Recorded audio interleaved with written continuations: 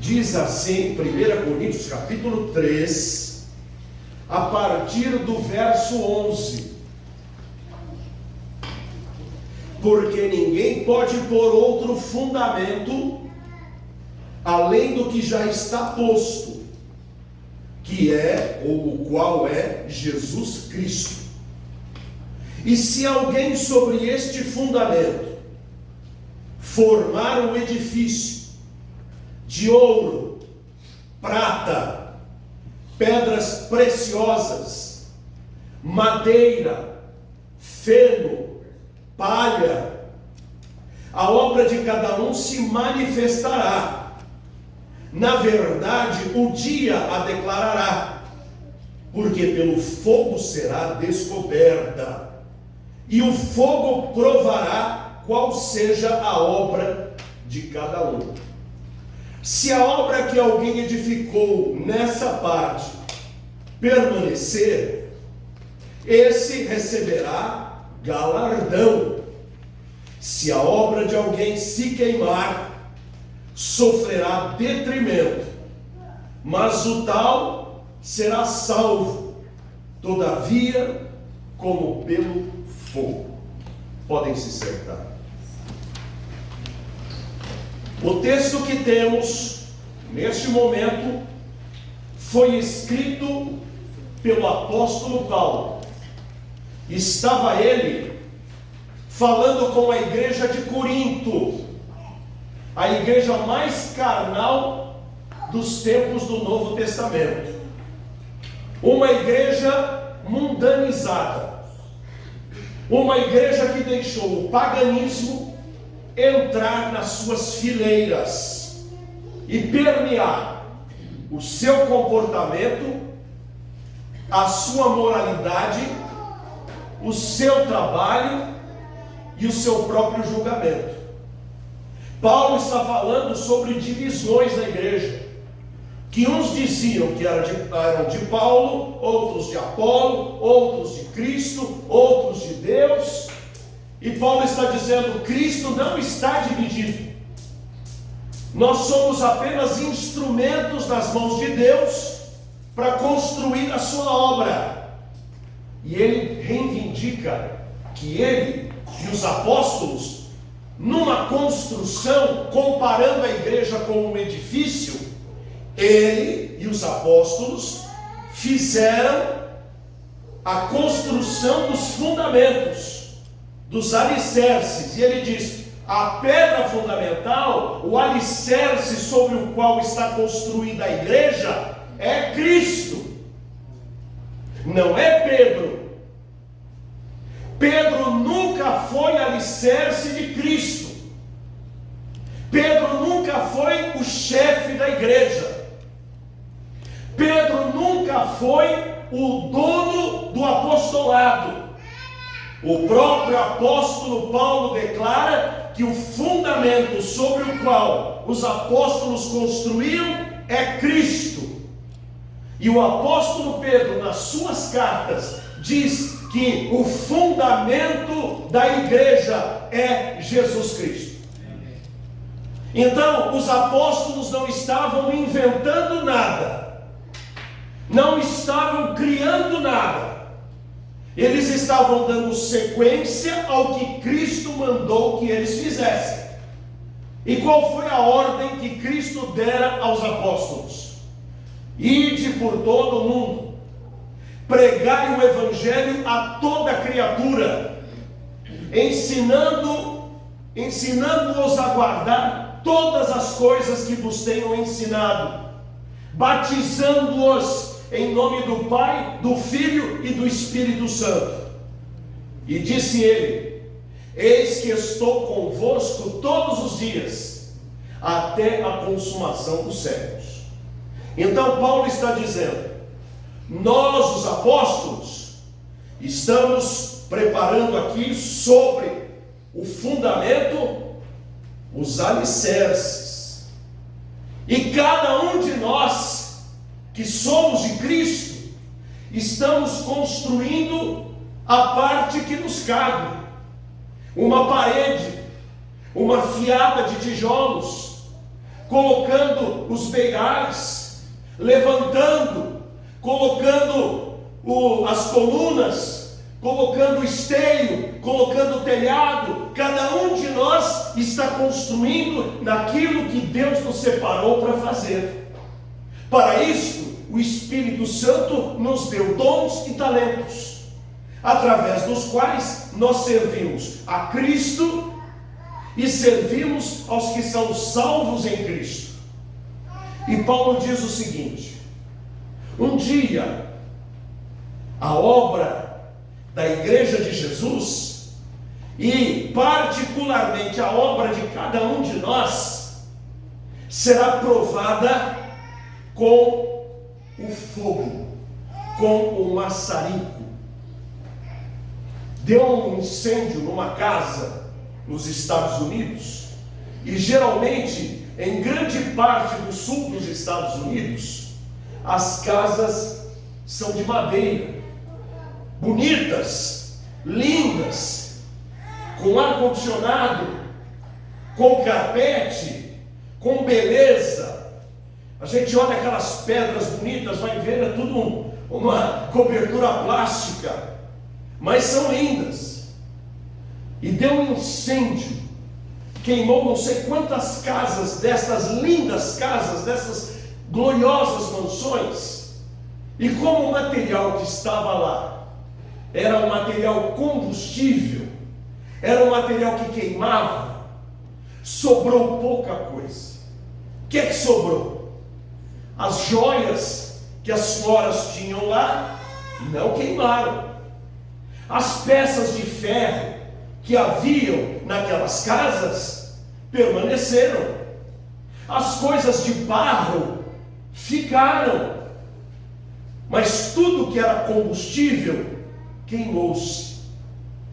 Paulo está dizendo que no futuro Deus vai avaliar a nossa vida com o material com o qual nós construímos a nossa existência. E ele cita aqui vários materiais. Ele diz aqui no versículo de número 12: e se alguém sobre este fundamento formar um edifício de ouro, prata, pedras preciosas. Eu pergunto para os irmãos: ouro, prata e pedras preciosas, num fogo, eles aguentam? Eles suportam o fogo? Sim ou não? Suportam. Se passar um fogo sobre eles, eles suportam. Mas depois ele diz: madeira, feno, palha. A madeira, o feno e a palha suportam o fogo? O que acontece se tacar fogo nesses materiais? Eles queimam. E o que é que sobra depois do fogo? Cinzas. É como diz o Salmo 1: a moinha que o vento espalha, a poeira que o vento leva. Meus irmãos, o nosso tempo de vida é curto. Cada um de nós ganhou ao nascer uma ampulheta. Conhecem a ampulheta? É aquele objeto antigo de vidro que tem areia e ela vai passando por um funil bem fininho e ela tem um tempo de duração. Existem ampulhetas de 1 minuto, 5 minutos, 1 hora, 1 dia. E simbolicamente Deus deu para cada um de nós uma ampulheta, um tempo de vida. Nós não sabemos o tempo de vida que temos. Alguns têm uma ampulheta com um tempo muito pequeno, serão levados muito rapidamente. Outros, entretanto, vão viver longa vida, muitos anos. Mas Deus não vai nos avaliar pelo número de anos que nós vivemos, pelo número de dias que nós tivermos, mas pelo bom aproveitamento do tempo que Ele está nos concedendo e nos dando. Havia uma empresa que, conquanto tivesse 5 funcionários de limpeza, estava sempre suja. o chão sujo, as paredes sujas, os banheiros por limpar, poeira em toda parte. Um dia, aquele dono da empresa resolveu fazer alguns testes e apareceu um rapaz que estava se candidatando à vaga de limpeza. Então, quando ele chegou, o departamento pessoal disse: o seu teste será um dia de limpeza. Vamos ver como é que você se sai. E neste dia de limpeza deste rapaz, ele conseguiu limpar o que 5 pessoas pagas mensalmente não conseguiam. Então, o departamento pessoal disse: como que você fez isso? Ele disse: eu vim aqui para trabalhar. E eu só trabalhei. Fiz o que era da minha responsabilidade. É claro que ele foi contratado. E ele se tornou o chefe da limpeza daquele lugar. Os outros trabalhavam o mês inteiro e não produziam o que ele produzia. Assim Deus dá para cada um de nós o mesmo tempo, a mesma oportunidade para nós construirmos a nossa vida. Vamos avaliar o que a gente faz com o nosso dia e com a nossa semana? Quanto tempo nós gastamos com a rede de comunicações pela internet? YouTube, Facebook, X, Instagram, Google, TikTok e qualquer outra rede que existe. Quantas horas? Quanto tempo? Há pessoas que estão se atolando no trânsito, motoristas de motocicleta, que por olharem para o celular, batem frontalmente com carros ou com muros, porque simplesmente não viram. Pessoas que estão no volante olhando para o celular e entram debaixo dos ônibus. Pedestres que vão atravessar a rua e são pegos pelos ônibus, porque eles não viram, não escutavam, porque agora todo mundo está com um fone de ouvido na orelha e não escuta o que está no meio ambiente. Está na mesa de comida, não é capaz de comer com um prato de comida sem o telefone celular.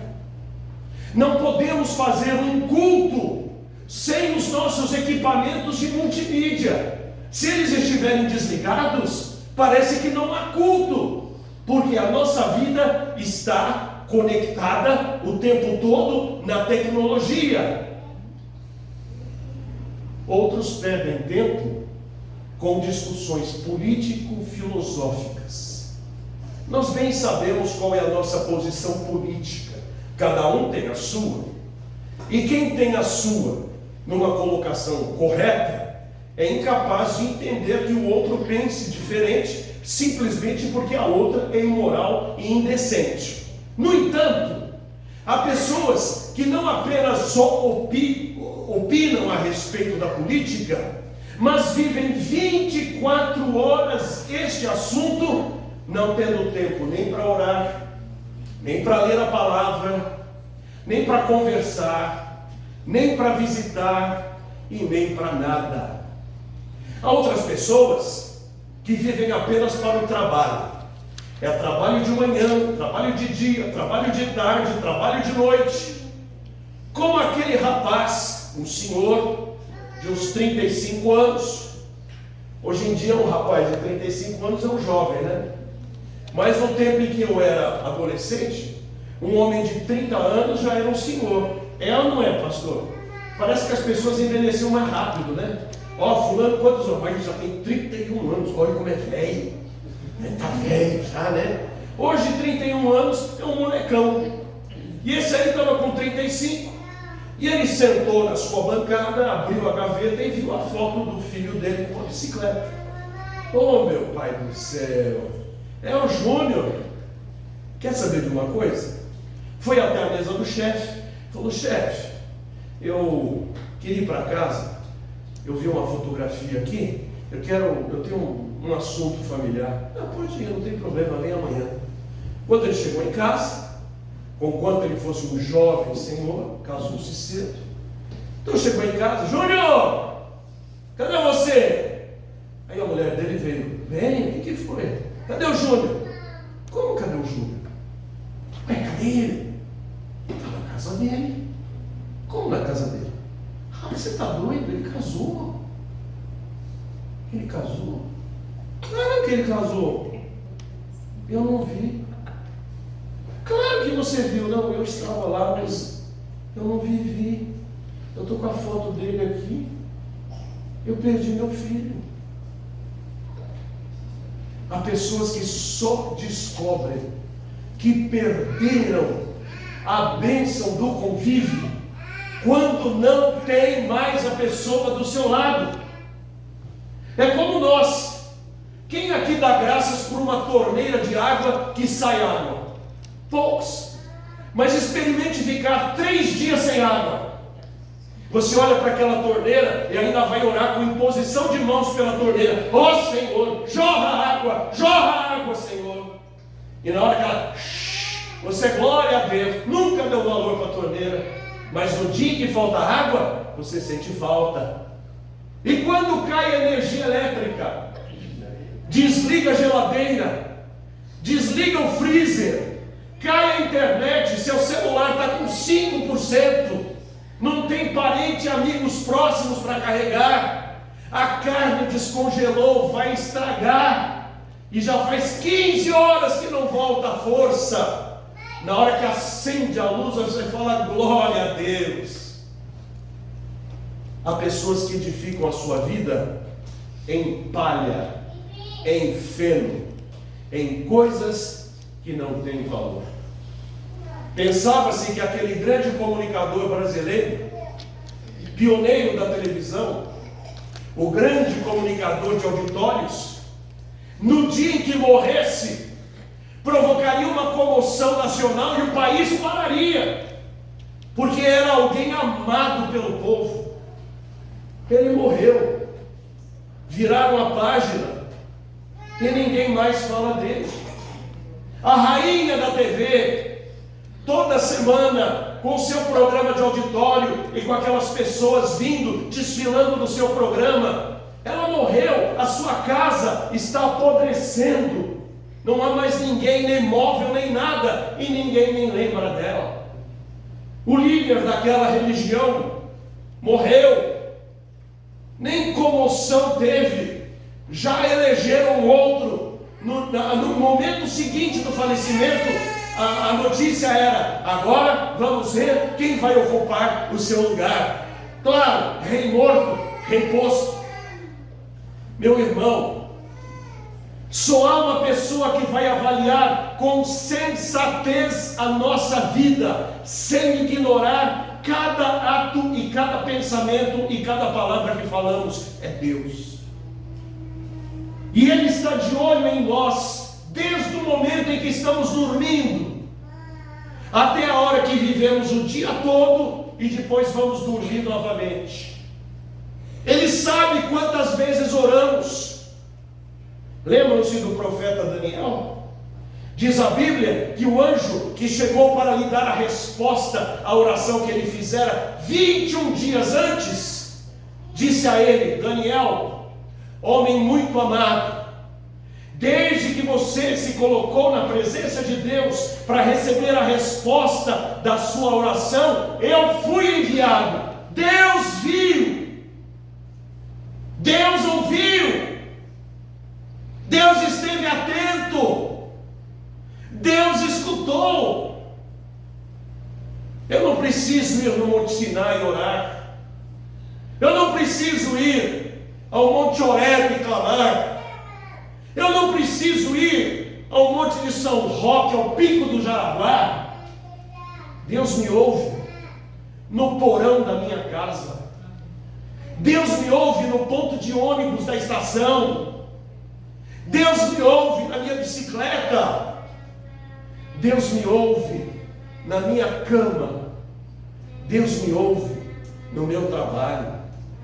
E Ele sabe se eu orei, Ele sabe se eu clamei, Ele sabe se eu construí a minha vida colocando em primeiro lugar o seu reino, como Ele recomenda em Mateus 6,33.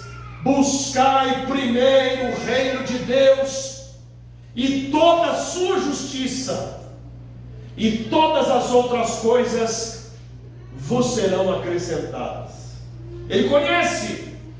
Portanto, quando terminarmos o nosso labor, Deus vai avaliar se nós demos mais valor para pessoas do que para coisas.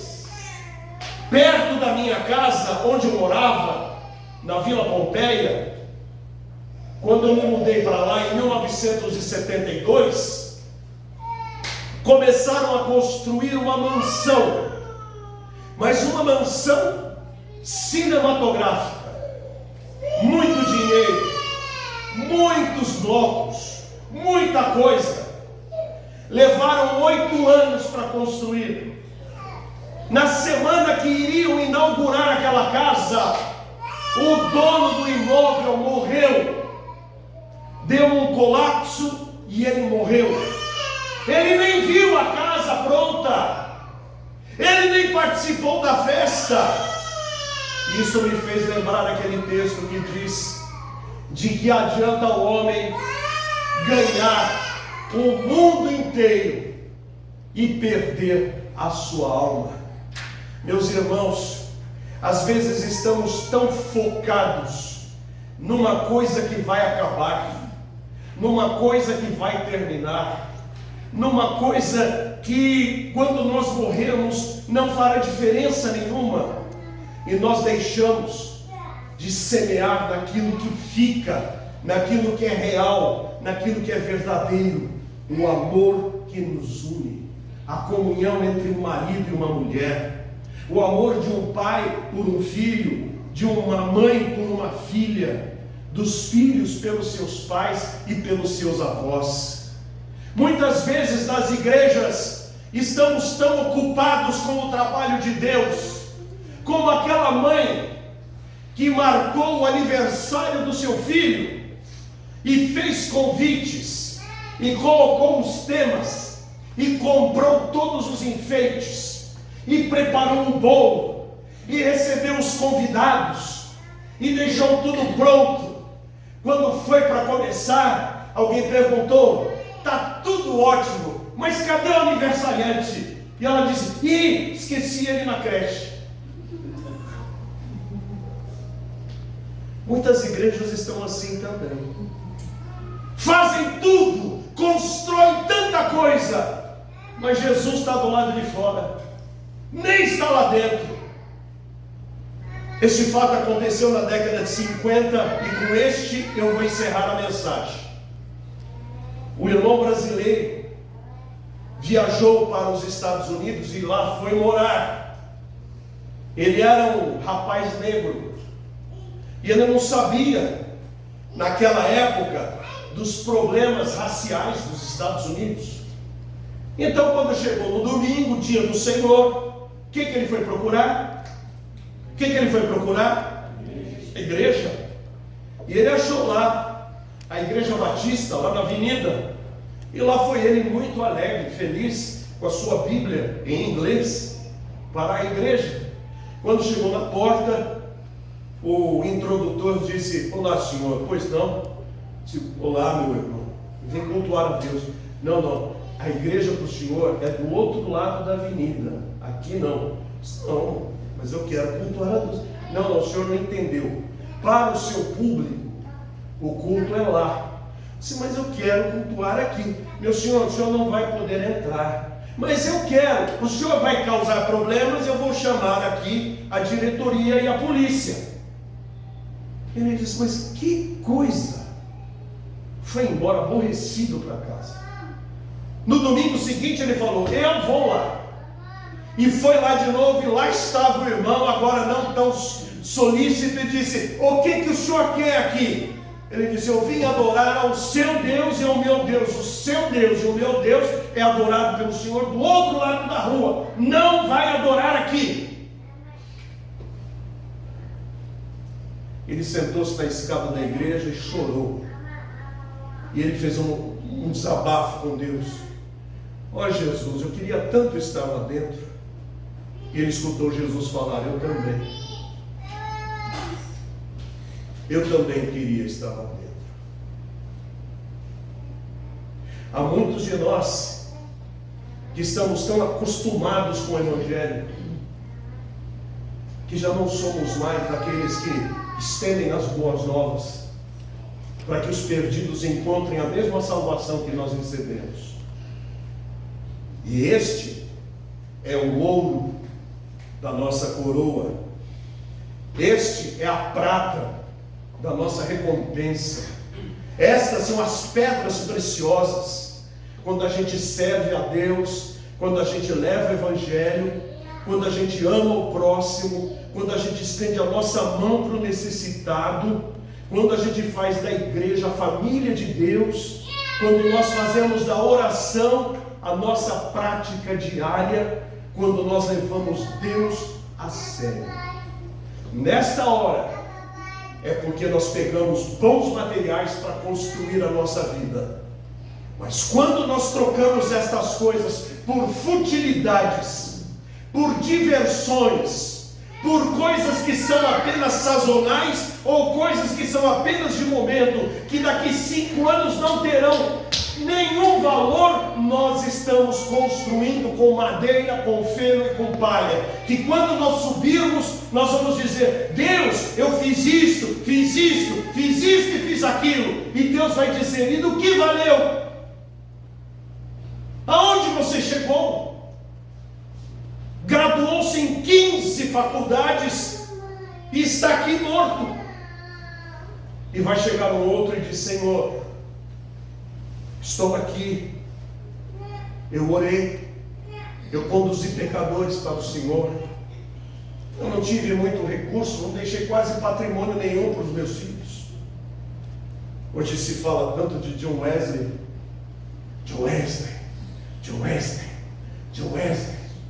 Quando ele morreu, ele deixou um casaco velho, um sapato furado e menos de 20 libras de patrimônio para os seus filhos.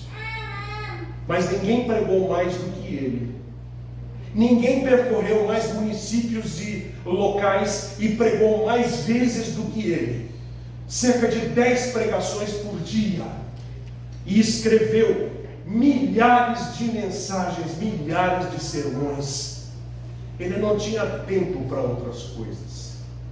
E às vezes Deus nos dá tanto tempo e a gente está perdendo com notícias tão quentes de hoje e que amanhã não significarão coisa nenhuma. É hora da gente começar a avaliar as coisas, como diz a palavra de Deus: jovens, sede criteriosos. E a palavra serve para todos nós. Irmãos, sejamos criteriosos. Não vamos construir com material que acaba, pensando em coisas fúteis que não deixarão nenhuma marca. Porque hoje nós moramos na nossa casa. Quando a gente for embora, nós seremos uma foto em cima de um piano ou num móvel de lembranças da família. E depois de 20 anos, nem a foto vai estar lá, porque quem estiver vai dizer: nem sei quem era essa pessoa, e vai jogar para reciclagem aquela fotografia velha. Portanto, não adianta enchermos este mundo com uma biografia para que as pessoas falem: oh, e depois vão nos esquecer. É importante que o céu nos conheça, que Cristo nos conheça, que o Espírito Santo nos conheça, para chegar naquele dia, nós possamos ouvir o Senhor dizendo: venha, servo bom e fiel, para o reino que está preparado desde a fundação do mundo. Que Deus nos abençoe. Amém. Amém.